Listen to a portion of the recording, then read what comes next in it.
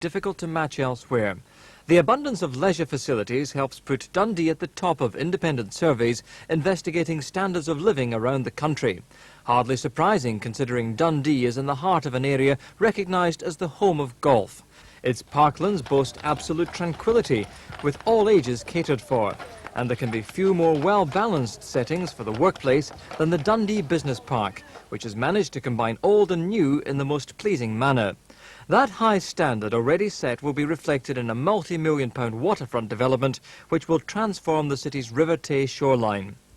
Centrepiece will be Captain Scott's Royal Research ship Discovery, built here in 1901 for his famous Antarctic expedition and now returned to the city of its birth. From the continual development of the town centre to the award-winning housing programme, like this much-acclaimed mill conversion, Dundee is proving every day that it's going places. And it couldn't be easier to reach with a transport system of road, rail and urban airport second to none. Just as Dundee's reputation as a place to live and work has grown, so too has its football fame. Today, the city's name is revered across Europe when footballing excellence and the sportsmanship of supporters is talked about. In the past, Dundee Football Club have had a very good record, but over the late 70s and all through the 80s, Dundee United have been to the fore, not just on the playing field, but also on the terraces, where their supporters have been recognised in Europe as the best behaved supporters. United! United! United! We are the champions! And we go to Tannadice because the boys who wear the black and tangerine are gonna take us on a European dream. We are the champions, and we're Scotland's #1 because we played the rest and put them out of sight. We are united. That is Neddy playing in midfield today with Richard Gough in centre defence. Milne wriggles clear, might just get the chip, and he does, he's scored! Oh, what a great goal! If it is possible, I have my eyes on the referee, it's gone, that's it, the finish. United have done it for the first time in their history.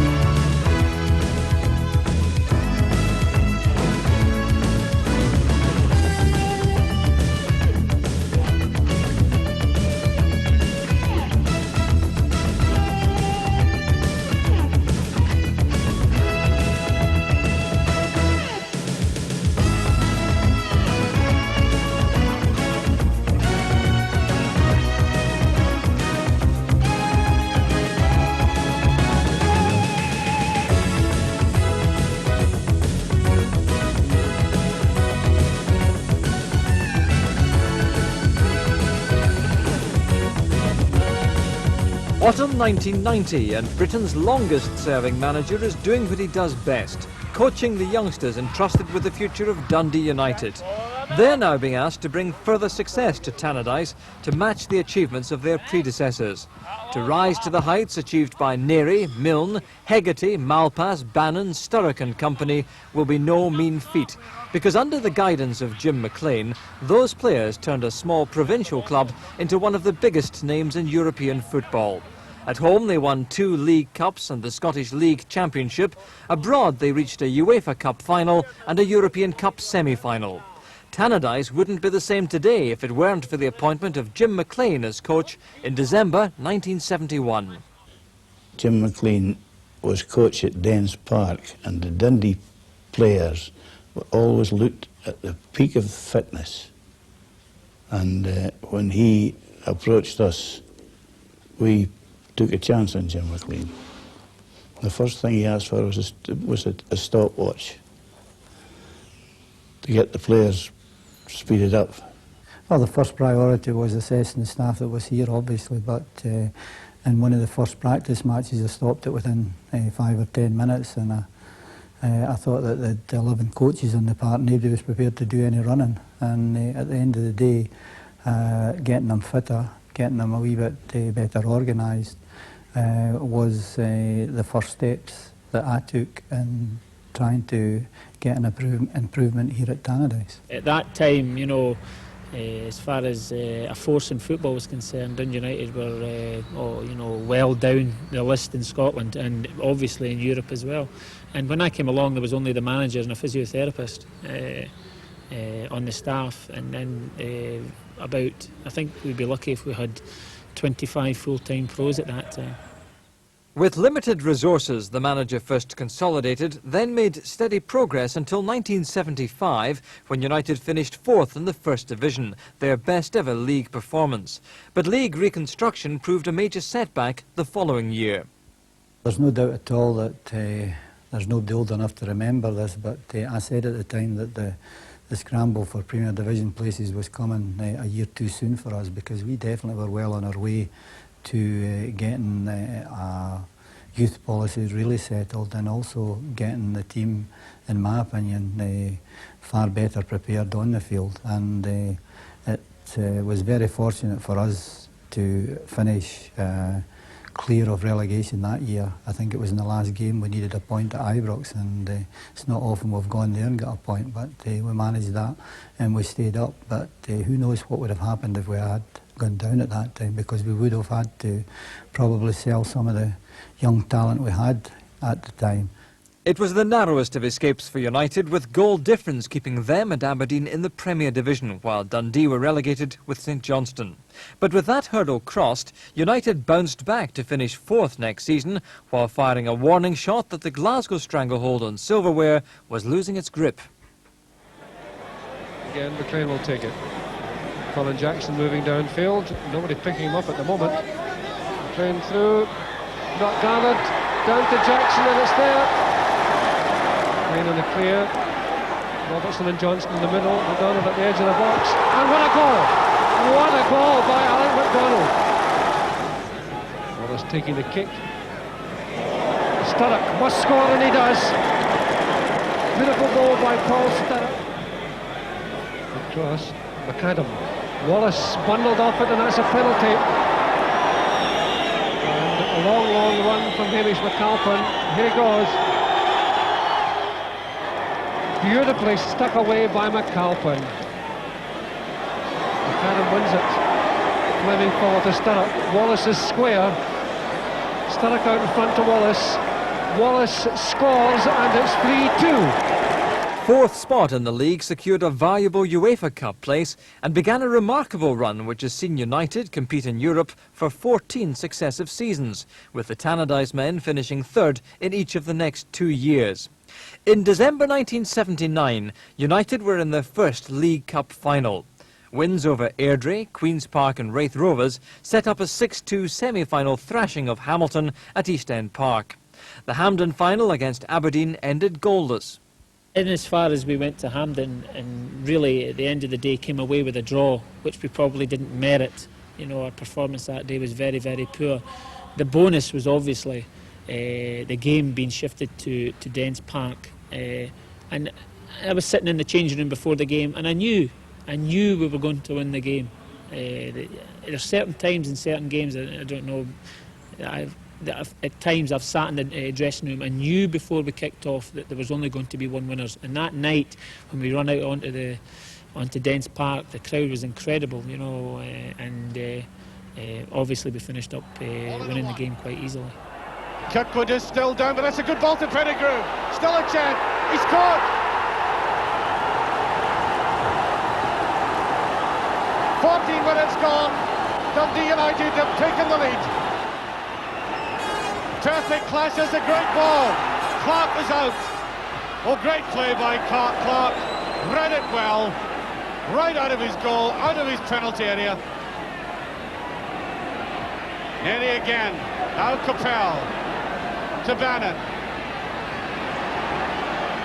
Beautifully cultured player, Bannon. Holt. Sturrock on the left again. Fleming is inside, that's Pettigrew done it! McLean.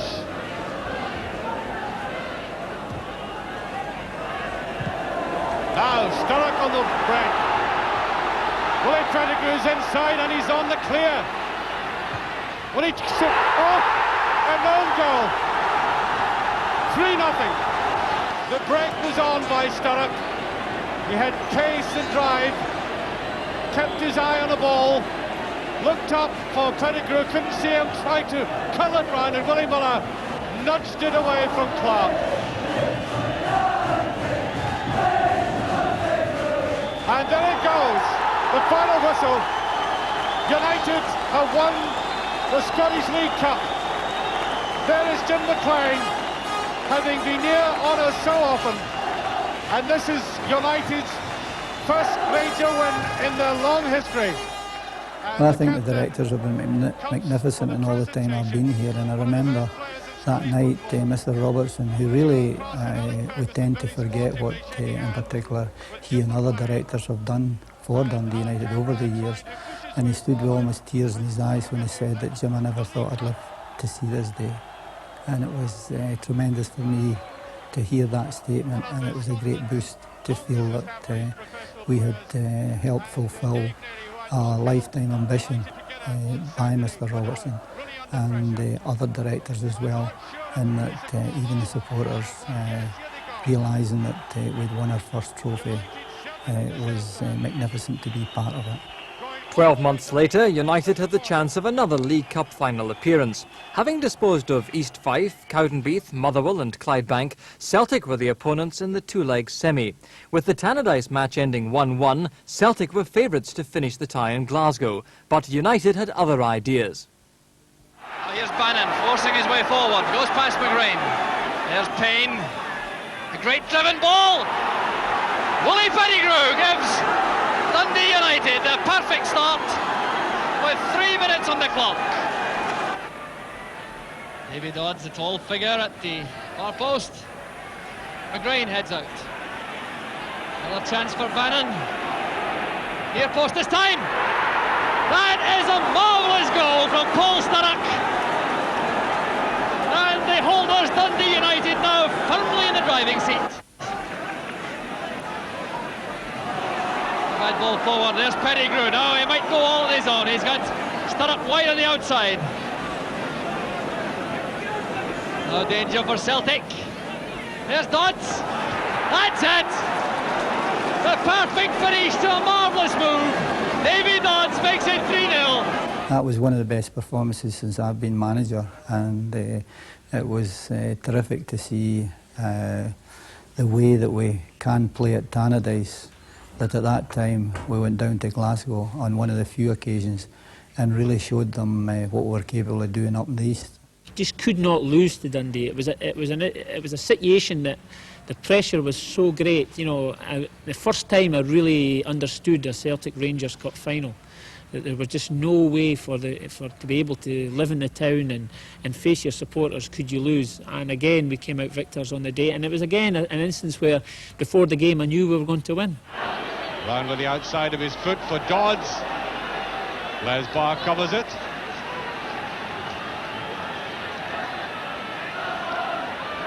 Sturrock coming across for it.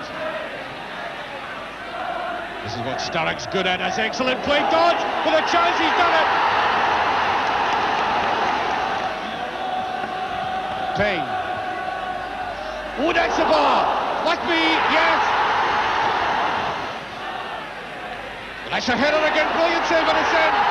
Paul Sturrock, 3-0. 3 well-taken goals had earned United victory over their great city rivals and retained the League Cup, their second trophy in just 12 months. United therefore had booked their place in next year's UEFA Cup. But Jim McLean was keen to improve on his track record in European competition. Never had United progressed beyond the second round, and Monaco were fancied to stop them at the first.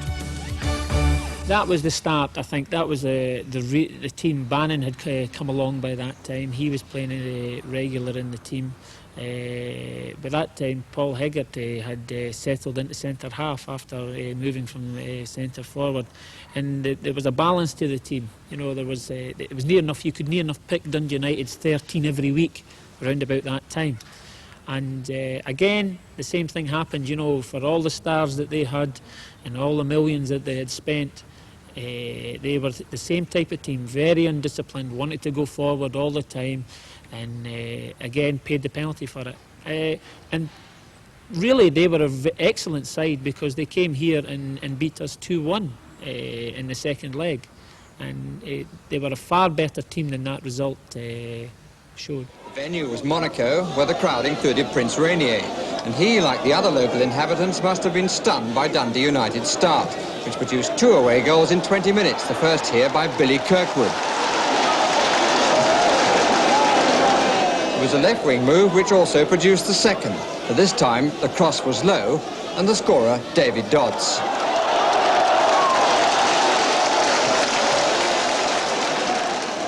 Sweden's Ralph Edström lifted the morale of his French team by scoring a simple goal just after the hour.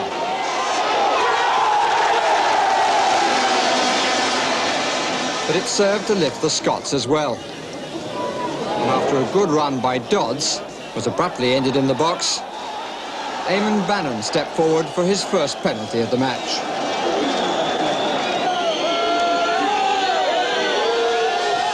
(3-1). The Scots were certainly finding enough room in the Principality. Another pinpoint cross, met by Dodds, and it's 4-1.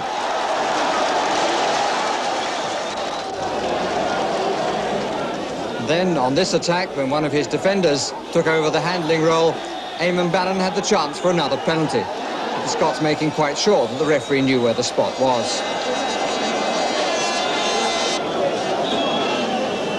Bannon repeated the medicine for 5-1. A mistake by McAlpine, a minute from time, which allowed Bellone to score a consolation goal for Monaco, maybe spoiled the goalkeeper's evening, but certainly didn't dampen the celebrations. 5-2 to Dundee United. That was a magnificent performance in Monaco. They really thought that they would beat us, and they were actually a good side. They beat us here 2-1 in the return leg, but I think that we were complacent from the way we'd played over there and the result we'd got. Away from home and winning 5-2 against one of the top clubs at that time in Europe, and a combination of both, probably the Borussia game as well, were the two things that made the rest of Europe take notice of Dundee United.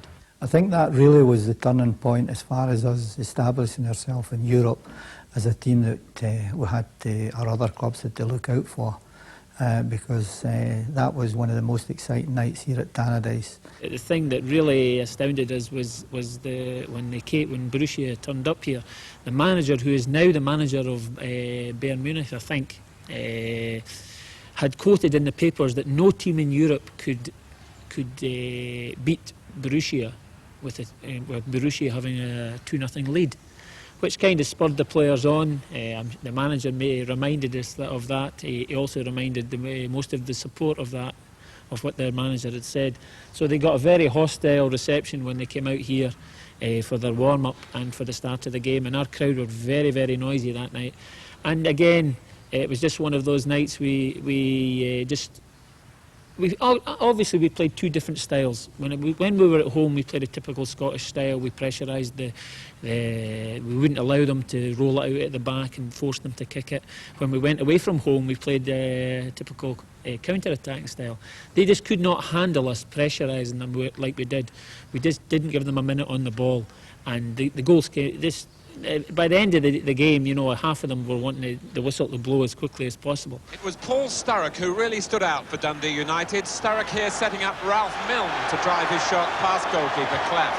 And right on half-time, Sturrock again involved, and Billy Kirkwood from 25 yards levelling the aggregate scores.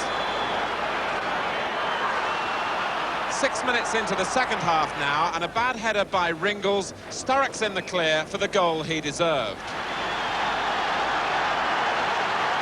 Sturrock might have had a second, his header hitting a post, and a simple chance for Paul Hegarty.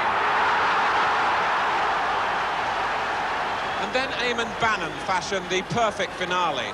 Bannon, once of Chelsea, running half the length of the field with the Germans in his wake. A fitting end to arguably the best performance in Dundee United's history.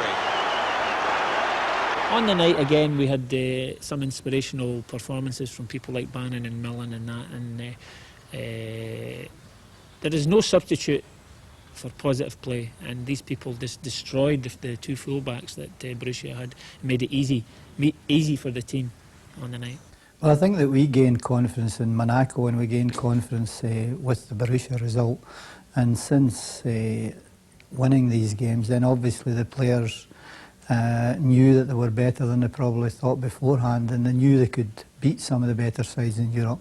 Up to then I had definitely the wrong attitude in that I was desperate to be involved in Europe, but it was costing the club money every year, and it was something that we approached in that it was necessary to be involved in, but it was going to cost us money. But when we beat Borussia, we started saying, oh, well, maybe we could go a wee bit further and be around semi-finals and finals. And if you're around semi-finals and finals, that's when the big money is. Well, a tentative opening, 20 minutes or so. And flicked on, the goalkeeper doing well. Out to Bannon. Bannon's made it! And United get that vital opening goal.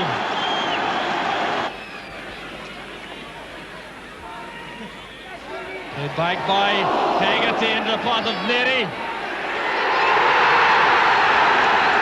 And Neri makes it two.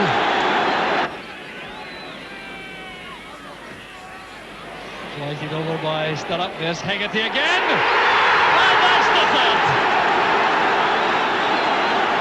The United captain doing it again. Ralph Milne. Didn't hear the first time. Billen. Davids beaten by Malpas. Davy Dodds is onside. Across towards Milne. And the perfect header to make it four. The tie now surely well and truly won. But there's Ralph Milne. And there's goal number 5. Milne in splendid isolation as that cross came over, and he completely beat goalkeeper De Bruyne by picking his spot in the corner. Another thrilling night at Tannadice as United took their 3-round goals tally to 16. For the first time ever, Jim McLean's team were in a European quarter-final against Radnicki Nice. The Yugoslavs were to halt United's progress, but only after another Tayside European victory. So Bannon with a kick. Taken away by Vojinovic. Back again to Neri. And this time, David Neri makes it count. Came to the corner kick in the left. Bannon fighting it in. The clearance coming out, finding its way to Neri. And I think, in fairness, Milenkovic did not have any sight of that ball at all, and it sped into the net. Now Radnicki looking a shade rattled defensively.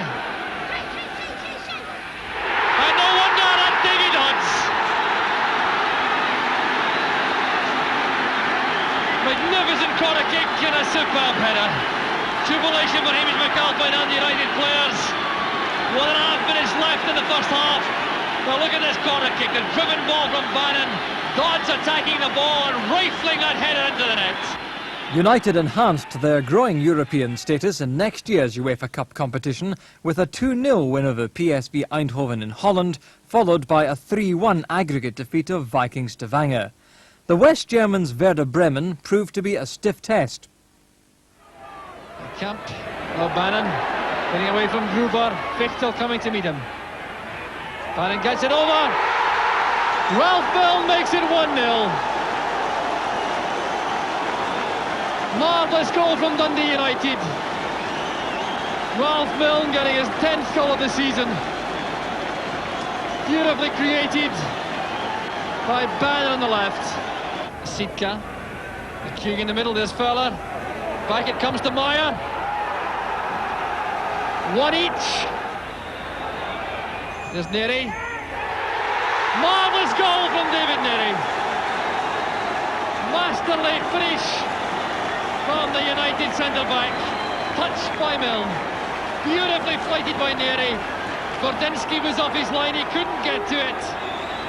And that puts United back in the driving seat. A fighting draw in West Germany saw United through to the quarter-finals once more, only to fall to Bohemians of Prague. However, Jim McLean was now free to concentrate on his league title challenge, with his next match against Liege's Aberdeen at Pittodrie. Goff foraging forward. That's a nice ball. Milne, great goal. It's a goal. The ball has gone in. It went over the line. 1-0 for Dundee United. David Dodds. Stark. It's going a begging. That's the second one. Milne. 2-0. Strachan will take it. And I think a penalty has been given. Has it? Penalty kick, yes, for that charge in Miller. He's done it. 2-1. With Celtic losing at Dens, only 1 point now separated the top 3 challengers. After a 3-3 draw with Hibs at Tannadice, Rangers were next on Tayside. Away by McLean, pressure still on. Now, Bannon. Well, that's curled in very well, that's it. Ralph Milne, there was no cover there. Now Cooper. Better move by Cooper. Drifts away, good ball to Clark. He's onside, good play by Clark, and it's in! He scored his first goal for Rangers. Goff. Good running by Milne. Can he get it? He does. Great play by Milne. Patterson, no good, surely. Yes! Sturrock, 2-1. That's Eamon Bannon. Patterson with him. There's the chip. Still taken. Practically on the final whistle. I can recollect we had to play Celtic twice, a Saturday and a Wednesday. I remember losing the Saturday game in very disappointing circumstances. We'd played reasonably well in that game, and I think we lost 2-0 or 2-1 or something. And we had to go again on the Wednesday, and the league was near enough finished. You know, I think Celtic had decided that they had wrapped it up. By Christmas they were 12 points ahead of us or something ridiculous like that, and we had come with a run. And we went back on the Wednesday with really the pressure off us, because we I think thought as well that we had blown any chances that we had. And it was a marvellous game. I can remember, I think Richard Goff was sent off in the game, and we were down to 10 men. We were losing 2-1, and we scored 2 late goals. I think a Paul Hegarty header and a Ralph Millen shot, and we finished winning the game 3-2. And it so happened, I think Celtic lost the following Saturday again, and it opened the whole league up. And we then knew it was all in our own hands. The last 6 games were incredible. The support, the travelling support was unbelievable. I think Dundee United started to put on buses, free buses for the support to travel to these games. And I think we all of a sudden started to feel it was maybe possible, and also the supporters at the same time. And I think we gelled together. Sturrock turning well, being brought down, and that will be a penalty kick. Can't be any doubt about it. Now it's Bannon against Thompson. 1-0 to United. Deep one this time by Bannon. Goff got his head to it, and Sturrock makes it 2. Couldn't really have been simpler, but it was well executed. The deep, far-flung corner kick from Bannon. Goff won it comfortably. Firm headed across. Sturrock leapt to get the touch, and in goes his 14th goal of the season. See what they can make of this. Fitzpatrick with a kick. Great header from Sumner. Bannon to take it, sliding it in, off the post, and Dodds completes the task. Well, it's down to Eamon Bannon's expertise from the dead ball. Beautifully flighted, Baines at full stretch, it came off the post. Dodds reacted first. Sturrock trying to tee it up for Stark. There's David Dodds. Neri coming through, great chance for United. Brilliantly finished by David Neary. Well, here's Milne taking on McLaughlin for pace. Great chance for United. Beautifully taken. Here's Paul Sturrock. Away from Duffy. Waiting in the middle is Dodds and Holt. Here's Davy Dodds. And he's made it. Dodds gets his second. It's United's fourth. And now it's looking like a rout. That was an exceptional performance, but really it was a home game for us because we had paid either the admission money or the bus money for the supporters to go down there, and we had by far the more vocal support at that game, and that was a decision that we took at that time that was definitely, in the end, probably one of the reasons why we won the title, but it was really rolling at that time. It was easy to go on the park with the confidence buzzing right through the team. After a 4-0 defeat of Motherwell, United were just 90 minutes away from the first Scottish League title.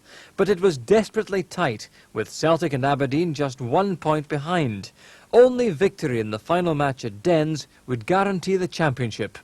The game before I pulled a hamstring and was very, very doubtful right up to the game, and probably shouldn't have played over at Dens Park, but obviously how big the game. And I remember I pulled it again halfway through, about 10-15 minutes into the first half, and played for the next hour with this strain in my right hamstring. And honestly, you know, when the adrenaline's flowing and everything else, it wasn't as sore, you know, as a normal hamstring pull was, because I was concentrating and the crowd was there and it was such a big occasion. It wasn't until I came off and I got substituted in the game that the pain became searing on the hamstring. That's mostly what I can remember about the tie. I remember also that Ralph Millen scored an incredible goal. You know, unbelievable finisher Ralph Millen was, and great vision. And I can also remember that Eamon Bannon took the penalty that the goalkeeper saved, and him and I were running in, and Eamon just managed to flick it back into the net again. That is Neary playing in midfield today with Richard Gough in centre defence. Milne wriggles clear, might just get the chip, and he does. He's scored! Oh, what a great goal! Looked as if he might be losing his balance, but he went for the chip, and he couldn't get a sweeter goal than that. 4 minutes gone, 1-0. There's Sturrock, and Neary goes down, penalty kick.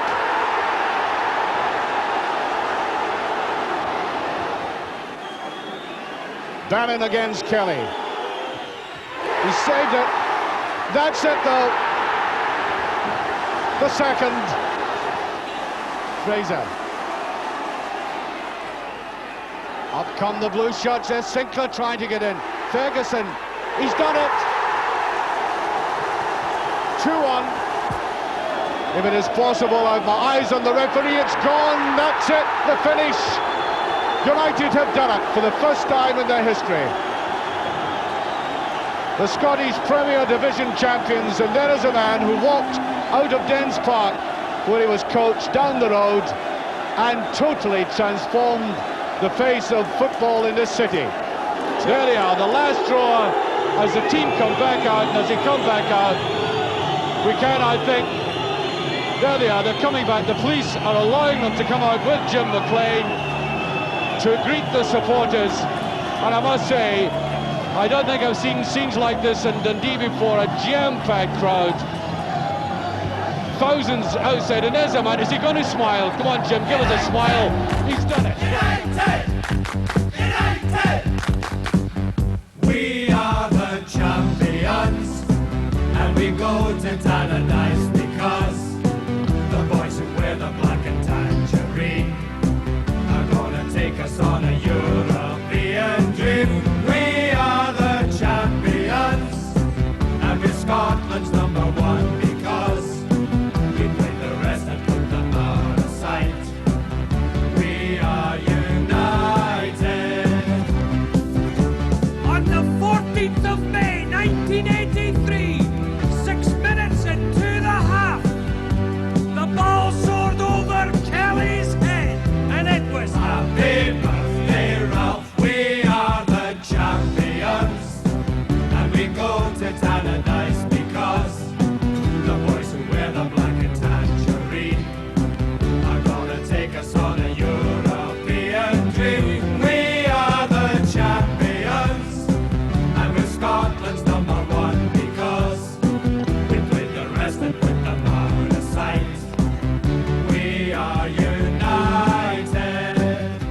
Victory in the Championship meant first-time entry to the European Cup, and Hamrun Spartans were swept aside in the first round. United held tight in Belgium against Standard Liège, but faced the home leg without an injured Paul Sturrock. I watched from the stand that night the best European performance I've ever seen from a player. Again, Ralph Millen, who I think himself destroyed Standard Liège, and we coasted to a 4-0 victory that night. A powerful display of real quality by Dundee United. Eamon Bannon's cross headed in by Ralph Milne. 26 minutes gone, and that's 1-0. And it was Milne again in the last attack of the first half, springing the offside trap, and a very confident finish from Milne. The pattern the same in the second half. Paul Hegarty's header making it 3-0. Indeed, the Belgian champions were totally dominated, and Standard Liège conceded a fourth goal, slid in by Davy Dodds to complete a splendid night for Dundee United. Victory over the Belgian champions was followed by a 2-1 defeat by Rapide Vienna in the quarter-final first leg, but the players were spurred on by remarks made by the Austrian manager. I can always remember that, again, a silly quote from the manager of Vienna after the 2-1 game in Vienna, that he felt that we were the poorest team he had ever played in Europe. We, luckily enough, were able to make him eat his words in the second game. Though the score shows 1-0, there was far more in the game than that result showed. And playing it for Goff, and that little moment of hesitation on the part of Richard Goff, allowing the ball to run for the throw, but it was deflected. This Coyne. Chance now for Stark. And Davy Dodds makes it for United. 21 minutes gone, and Dodds gets the vital goal. Davy Dodds' first-half goal was enough to defeat the confident Austrians and booked United a place in the semi-finals of the European Cup. Their opponents, the Italian champions Roma. Kick to Milne. Still has it. Tries it across to Dodds. Brilliant move at the other end. Two great chances in 2 minutes. Milne did that well. Dodds wasn't just too sure, but made certain. Out to Goff. Goff back in. Oh! Chance for Bannon. Still not in, it's there. Davy Dodds scores. It's the breakthrough United wanted. Dundee United leading by 1-0. Critical goal scored in the 48th minute by Davy Dodds. Since then they've looked by far the better side. Looking for a second goal. There it goes, it's a goal! The goalkeeper absolutely nowhere. Derek Stark, what a thumper! Right in the corner.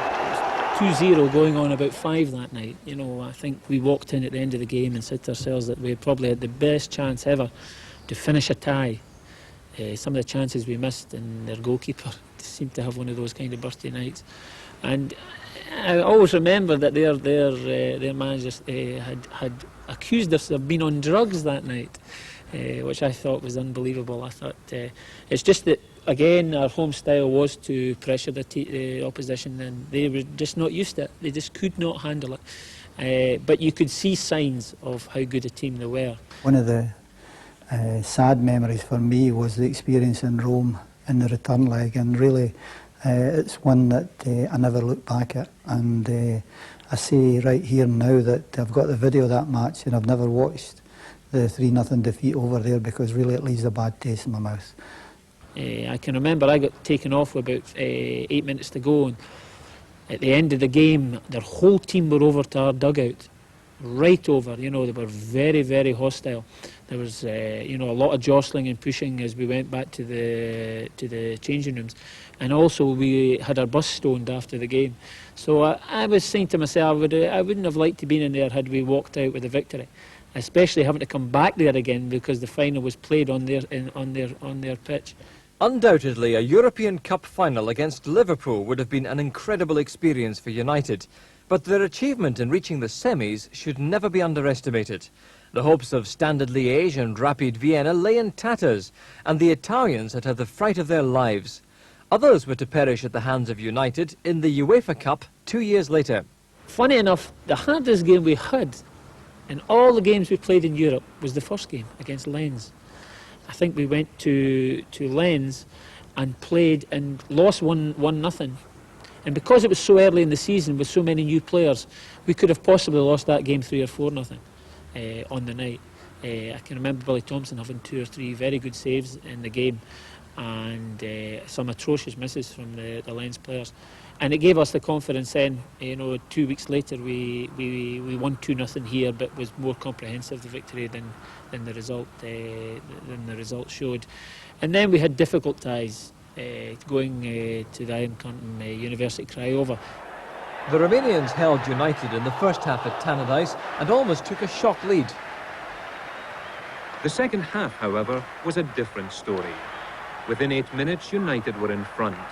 A Milne corner was nodded down by Clark, and Ian Redford was on the spot to turn the ball home.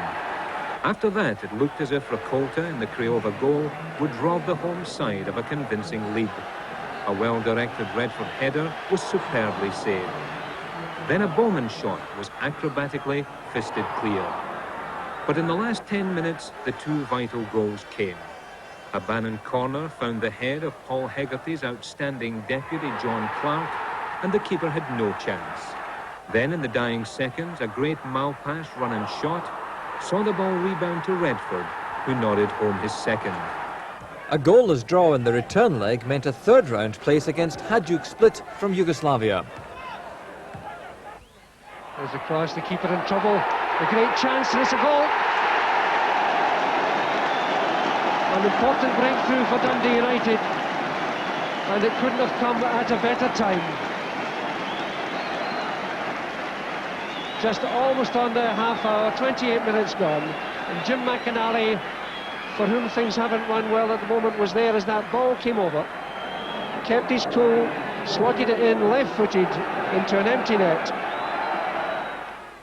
United pushing extra men in the box as Sturrock does a quick about turn, trying to get it to his right foot, trying to hook it across. Clark's there, the goal! John Clark, 2-0, after a missed kick by Billy McKinlay.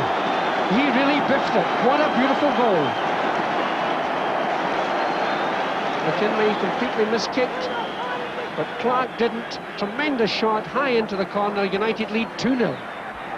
That year we were very fortunate to get through the early rounds, and that we didn't meet exceptional teams, because I honestly think at that time we were, it most certainly was not the best team we've had here at Tannadice in the time that I've been here.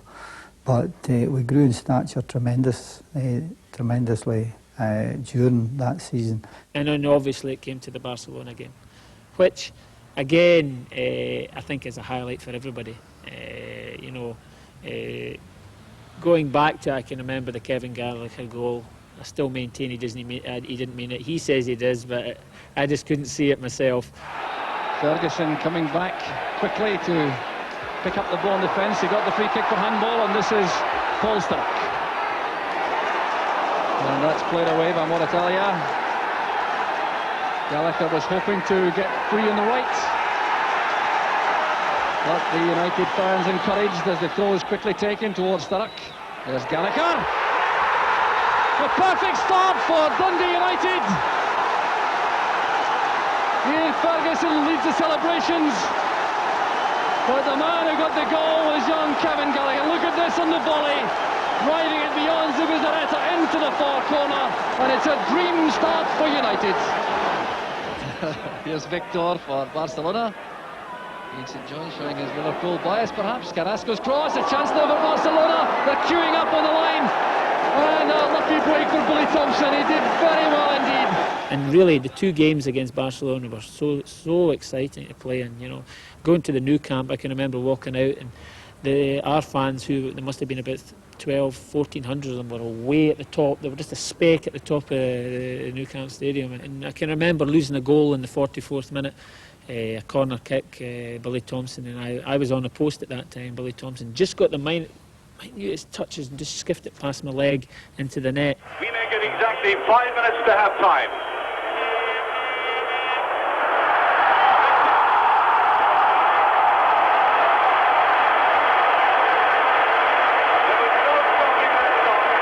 can always remember walking in and feeling, you know, we deserved more out of that half. We had played better football than they had, and we came out the second half.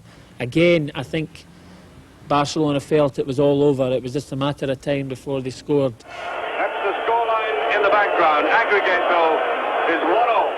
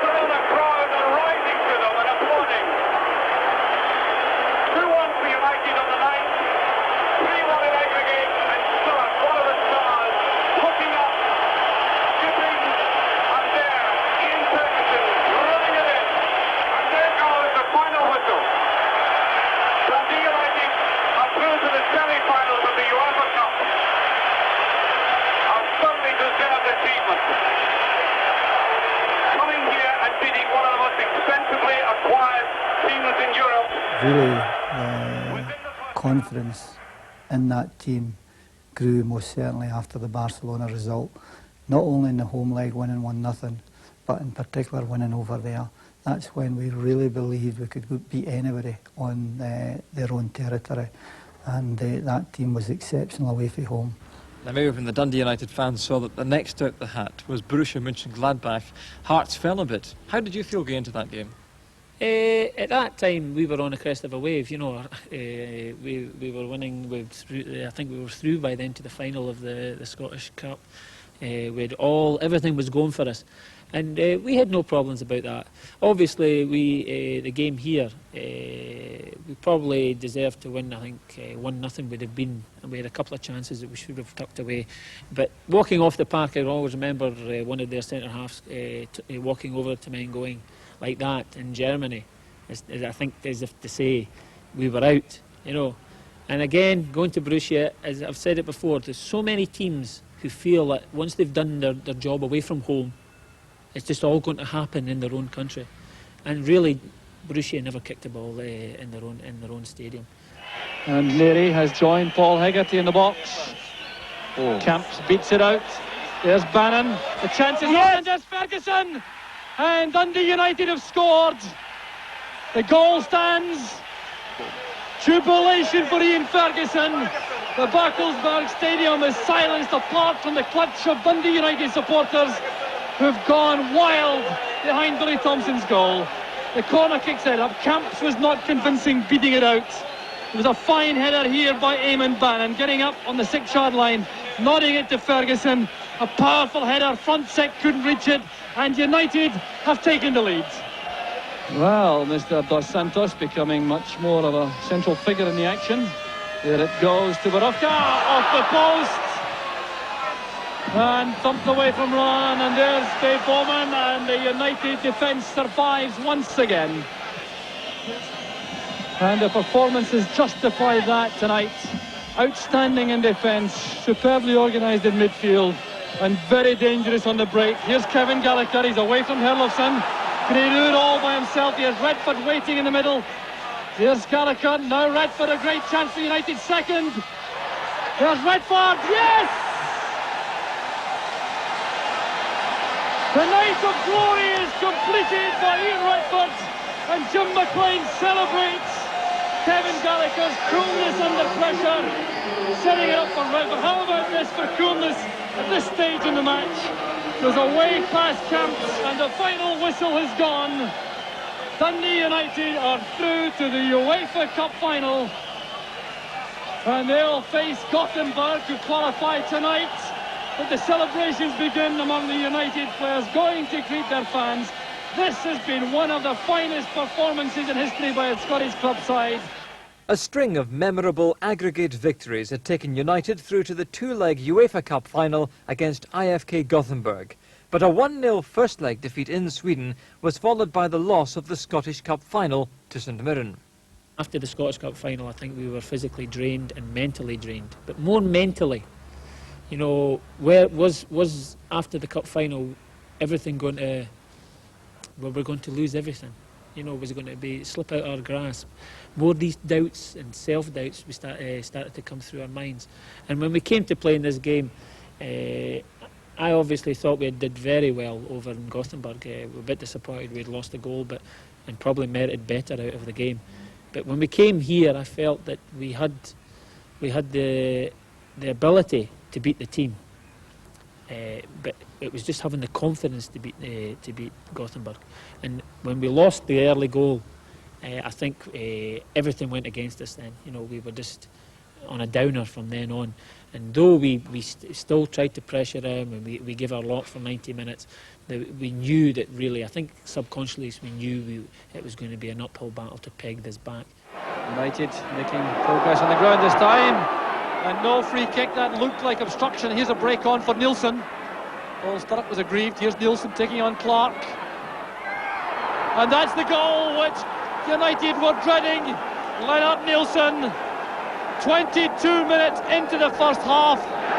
Nevertheless, the free kick taken short to McInally. Here's Malpass. Better play from United. Sturrock has freedom on the left. There's Ian Ferguson. Well, you can't come much closer than that. Good recovery though by Ferguson. Good play on the touchline.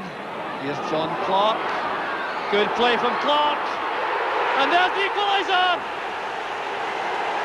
And that is a magnificent goal from John Clark. Now just look at this for quality striking. Turning away from his marker, the left foot shot, swerving away from Bernison, in off the post. And United are right back in the match. Area looking for Clark. That's towards Gallagher. And it couldn't be closer. The referee is checking with his bench. Gunnar Bengtsson is on his feet. And there goes the final whistle. Relief for the Swedish bench. IFK Gothenburg have won the UEFA Cup, and you really can't take anything away from them. There's their supporters. Lennart Nielsen being hugged. The flags are waving, and the United flags also waving as the United players go to collect their losers' medals. So there's Paul Sturrock, Billy Thompson going through, the United fans appreciating supreme efforts from Dundee United this season. They made such a contribution to the season, both in Europe and at home. And in the end, they finish up, sadly, with no winners' medals to show for all their efforts over 70 long matches. I think the fans' appreciation in the end was incredible. I think the appreciation was for the season as much as for the UEFA final. I think the surprise of the Gothenburg players for the ovation they got, but you know, it'll be a night I'll never forget because of how the support treated the whole game. You know, they were obviously disappointed. The players were disappointed. The club was disappointed, but they made it a great night even through disappointment. Well, I think that if you ask for any less than perfection, you most certainly will get less. And we've only won 3 trophies. And obviously I'm supposed to have asked for perfection.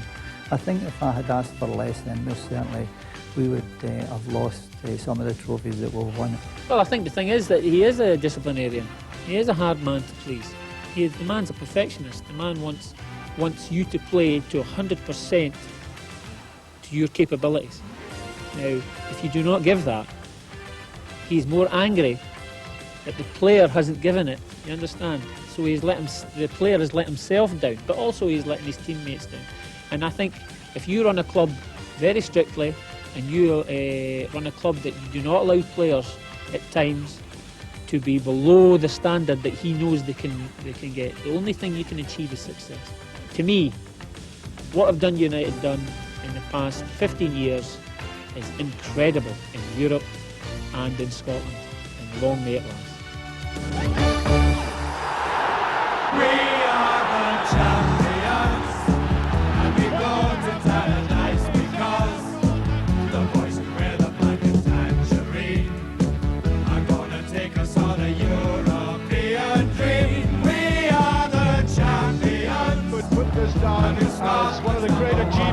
Scottish football. It is uniquely United's triumph this afternoon. There they are, ready to celebrate. I'm keeping my eye on that dugout, because they're going to come out of it like greyhounds out of a trap, and who can blame them? The championship is on. If it is possible, I have my eyes on the referee. It's gone. That's it. The finish. United have done it for the first time in their history. The Scottish Premier Division champions, and there is a man who walked out of Dens Park.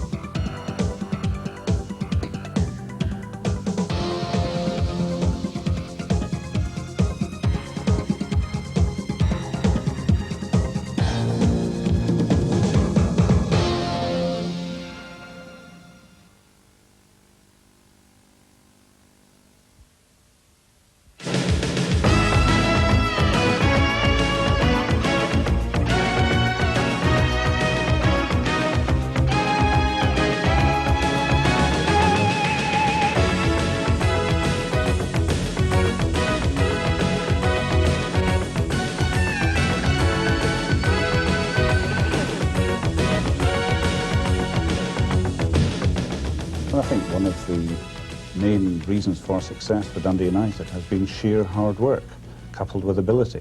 In Dundee, we have that same application, and like Dundee United, we intend to make Dundee an even more successful team in the future.